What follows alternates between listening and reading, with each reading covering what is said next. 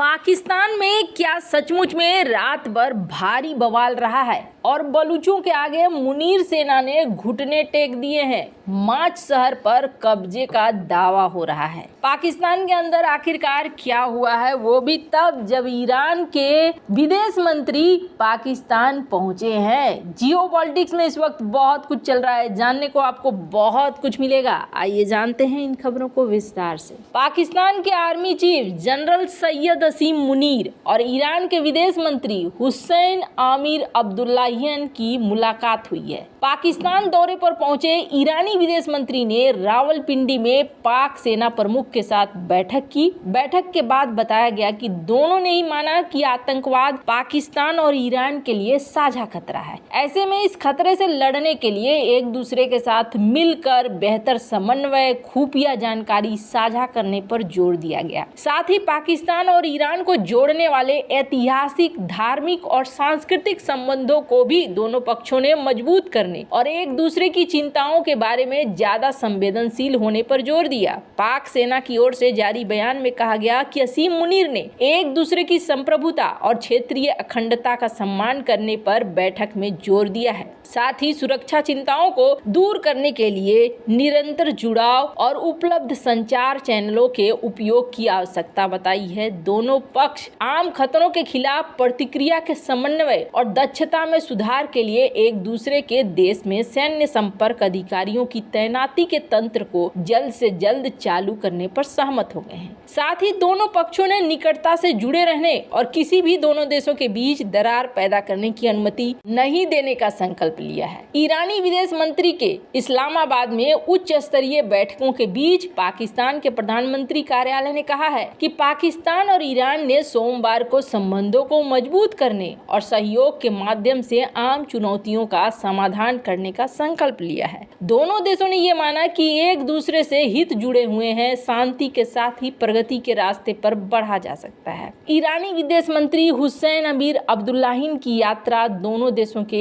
एक दूसरे के क्षेत्र में आतंकवादी लक्ष्यों को निशाना बनाकर मिसाइल हमले करने के 2 सप्ताह से भी कम समय में हो रही है। इसके बाद पाकिस्तान ने तेहरान से अपने राजदूत को बुला लिया और ईरानी राजदूत को इस्लामाबाद लौटने की अनुमति नहीं देते हुए सभी उच्च स्तरीय राजनयिक और व्यापारिक गतिविधियों को रद्द कर दिया था। इसके बाद तनाव कम करने का प्रयास हो रहा है और इसी कड़ी में अब्दुल्लाहियन इस्लामाबाद पहुंचे हैं। पर आपको बता दें, क्या पाकिस्तान की नियति में कुछ और ही लिखा हुआ है। चीन के साथ मिलकर पाकिस्तान के अशांत बलूचिस्तान प्रांत में बलूचों का खून बहा रही पाकिस्तानी सेना पर भीषण हमला हुआ है। बलूच लिबरेशन आर्मी ने बलूचिस्तान के माच और बोलन शहर में सैन्य ठिकानों पर एक के बाद एक कई हमले करके कब्जा करने का दावा किया है। यही नहीं कि इन हमलों में कई पाकिस्तानी सैनिक मारे गए हैं। पाकिस्तानी मीडिया के मुताबिक कम से कम 10 पाकिस्तानी सैनिक मारे गए हैं। हालांकि सरकार ने अभी इसकी पुष्टि नहीं की है। यही नहीं, बलूचों ने कई सैनिकों को बंधक बना लिया है। बलूचों ने इन शहरों में हर तरफ बारूदी सुरंग लगा दी है, कथित तौर पर, और पाकिस्तानी सेना को घुसने से रोक रही है।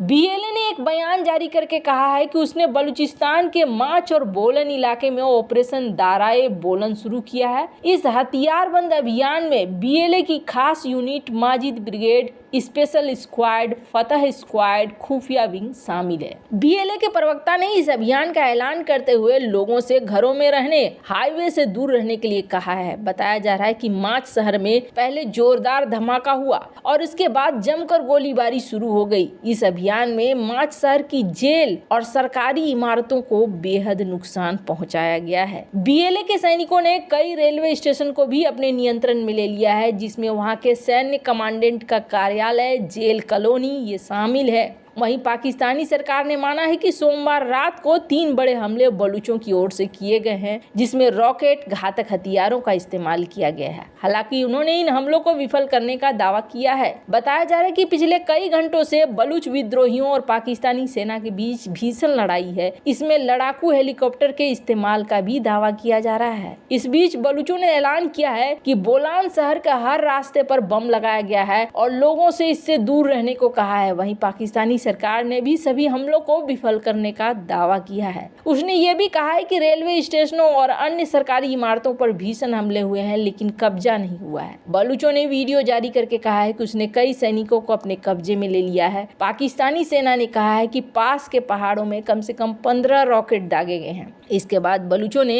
सेना के ठिकानों पर भीषण हमला कर दिया है। जिले के सभी अस्पतालों में इमरजेंसी का ऐलान कर दिया गया है। माच की जेल में 800 कैदी बंद हैं और जिनमें ज्यादातर बताए जाते हैं कि बलूच हैं। स्क्रीन पर आप देख सकते हैं किस तरीके से इस सिक्योरिटी कैमरा फुटेज में पाकिस्तानी सैनिक दिख रहे हैं कि वो बलूचों का जवाब दे रहे हैं। वैसे आपको बता दें, यहाँ पर भले स्थिति अजीब सी लग रही हो, पर कहा जा रहा है पाकिस्तानी सेना के द्वारा कि जी नहीं, हमने जो यहाँ पर हमले हुए थे उन हमलों को हमने रोक दिया है और हमने यहाँ सफलता हासिल की है। यहाँ स्क्रीन पर आप देख सकते हैं एक ट्वीट, और ये ट्वीट किसके द्वारा किया गया है? जान अचकजाई के द्वारा। और ये हैं कौन? तो आपको बता दें, ये अंतरिम इंफॉर्मेशन मिनिस्टर हैं। इन्होंने सोशल मीडिया पर पोस्ट किया और इन्होंने कहा, हमने सफलतापूर्वक आतंकवादी हमले जो असलम और एको ग्रुप के द्वारा किए जा रहे थे, हमने उसको ध्वस्त कर दिया है। कोई डैमेज नहीं हुआ है और जिस तरीके से वो हम पर हमले कर रहे हैं, हम भी उनको उसी तरीके का जवाब दे रहे हैं। इससे पहले जान अचकजाई ने ये कहा था कि यहाँ पर जो पहाड़ी इलाके हैं, उन पहाड़ी इलाकों में कुछ रॉकेट के गिरने की आवाजें सुनाई दे रही है। वैसे आपको बता दें, अब यहाँ पर ऐसा लग रहा है जैसे चीजें थोड़ी भयानक रूप लेती हुई दिख रही हैं। अब यहाँ पर क्या क्या चीजें हो रही हैं वो आने वाले समय में पता चलेगा। पर हाँ, अब यहाँ बलूचों का दावा है हमने यहाँ पर कब्जा कर लिया है और करीब करीब 45 सैनिकों को मारा है। अब ये कितनी सच्चाई है ये पाकिस्तान और बलूच ही जाने। स्क्रीन पर एक आर्टिकल देख सकते हैं आप, इसमें BLA ये कहता हुआ दिख रहा है कि उसने करीब करीब 45 पाकिस्तानी सैनिकों को मारा है। अगर ये सच है तो इसका मतलब है कि ये ऑपरेशन बड़ा ही भयानक तरीके से एक्शन में लिया जा रहा है। स्क्रीन पर ये मैप देख रहे हैं, ये जो इलाका है ये इलाका बलूचिस्तान का इलाका कहलाता है। हालांकि ईरान के जो विदेश मंत्री हैं, ईरान के विदेश मंत्री यहाँ पहुंचे और इस वक्त ये सारा कुछ कांड हुआ है। ईरान और पाकिस्तान दोनों ही तरफ बड़ी संख्या में बलूच रहते हैं और जो सेपरेट बलूचिस्तान की मांग लंबे समय से करते आए हैं। खैर, आपको बता दें, बलूच लोग ये आरोप लगाते हैं कि यहाँ पर बलूच विद्रोहियों को गायब कर दिया जाता है पाकिस्तानी सेना द्वारा। तो वहीं पहली बार इतिहास में ऐसा हुआ था जब कार्यवाहक PM काकर ने इस चीज को माना था कि बलूचिस्तान के लोग न केवल पाकिस्तान से असंतुष्ट हैं बल्कि एक स्वतंत्र राज्य की मांग कर रहे हैं। काकर ने एक साक्षात्कार में बलूचिस्तान में से जबरन गायब हो रहे लोगों के जटिल मुद्दों पर अपनी बात भी रखी थी और कहा था कि बलूचिस्तान में असंतोष की जड़ एक अलग बलूच पहचान है। वैसे अब आने वाले समय में पता चलेगा कि यहाँ पर क्या कुछ होता है। वैसे इन सब मामले में आपकी क्या राय है, कमेंट कर जरूर बताएं। जल्द मिलते हैं अगले वीडियो में नई खबर के साथ।